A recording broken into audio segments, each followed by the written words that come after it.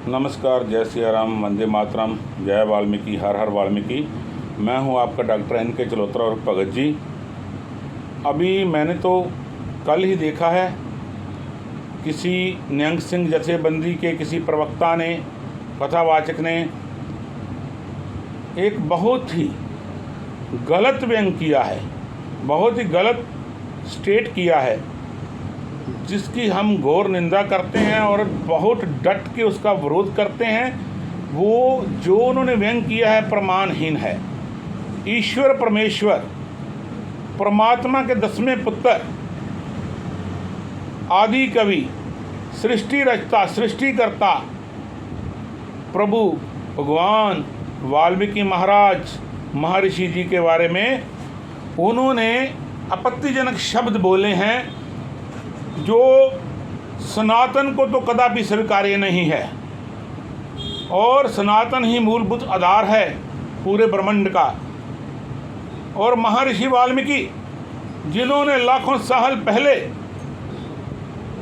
जबकि युग आने वाला था, उनकी श्री रामायण की रचना कर दी। और इतने बड़े महात्मा, विद्वान, महाशक्तिशाली, हर विद्या में निपुण और आदि कवि, जिनके मन में भी कोई शब्द जन्म लेता था, तो वो प्रकृति के रूप में वास्तविक स्थिति बन जाती थी। जिन्होंने एक राजा द्वारा निष्कासित, चाहे वो राजा स्वयं ईश्वर परमेश्वर, पारब्रह्म परमेश्वर श्री हरि विष्णु का स्वरूप था, और जो उनकी पत्नी जिनको निष्कासित किया था स्वयं जगदम्बा माते सीते थी। एक राजा द्वारा निष्कासित, आज किसी को कोई राजा निष्कासित कर दे, पुलिस भी किसी को अगर वार्न कर दे इस क्षेत्र में नहीं आना, तो किसी की जरूरत नहीं होती, उस व्यक्ति को संरक्षण देना होता। और 4 माह के 2 पुत्रों का गर्भ उनके पेट में था। उस महर्षि वाल्मीकि महाराज जी ने उसे आश्रय दिया और अपनी पुत्री समान वहाँ रख कर के उनके पुत्रों को इतनी योग्य शिक्षा दी, जिन्होंने बड़ी बड़ी सेनाओं को धराशायी कर दिया। जहाँ पर एक तरफ स्वयं विष्णु हरि परमात्मा और उनके सभी भाई बंधु सहयोगी लड़ रहे थे, और एक और महर्षि, आदि कवि, सृष्टि रचना, त्रिकालदर्शी भगवान वाल्मीकि महाराज के शिष्य लव और कुश थे, और उस सेना उनका सामना नहीं कर पाई। उनकी नैतिकता, उनके चरित्र की बात करने की बात करें तो मुझे नहीं लगता पूरे भारतवर्ष में किसी भी ऐसे महात्मा का, ऐसे राजा का, ऐसे ऋषि का उनके तुल्य चरित्र रहा हो।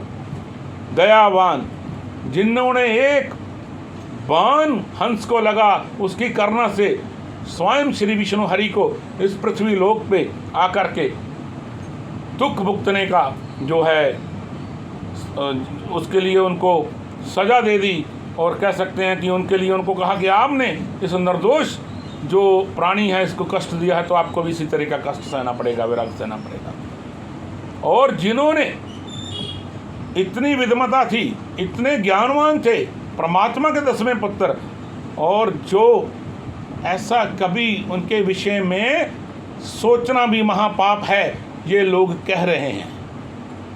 और देवर्षि नारद की साथ में लीला उनके साथ मिला रहे हैं। अरे भाई, जिनकी आप बात करते हो तो वो ईश्वर परमेश्वर, पार ब्रह्म, त्रिकालदर्शी, आदि कवि महर्षि वाल्मीकि महाराज के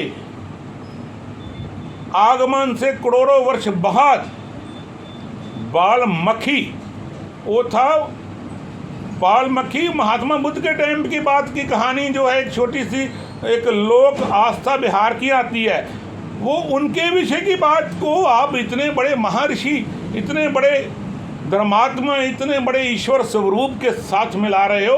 आप लोगों को ऐसा करते हुए शर्म आनी चाहिए।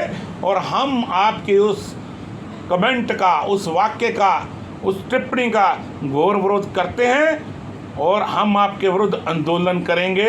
आपको अपनी वाणी वापस लेनी होगी और क्षमा मांगनी होगी पूरे सनातन और पूरे वाल्मीकि समाज से। अन्यथा अगर आप ऐसा नहीं करेंगे तो आपके विरुद्ध आंदोलन होगा। किसी भी संत के बारे में, चाहे वो किसी भी धर्म, पंथ, मजहब, जात से हो, हमें कोई ऐसी आपत्तिजनक टिप्पणी नहीं करनी चाहिए जिसके विषय में हमें पूर्णता ज्ञान नहीं। महर्षि वाल्मीकि महाराज त्रेता के युग में अवतार लिया और वो जिनकी आप बात करते हो, जिनका नाम और जिनका आप ये देते हो सारा वेरवा और उनके साथ मिलाते हो, ब्रह्म में डाल करके जातिवाद को जानबूझ के आप उन्नत करने के उद्देश्य से, राजनीतिक और धार्मिक बेनिफिट हासिल करने के उद्देश्य से आप जिनको उनके साथ मिलाते हो, तो कलयुग की बात है जब महात्मा बुद्ध आए थे, बिहार की वो घटना है, आप उसके साथ कैसे मिला सकते हो उनको।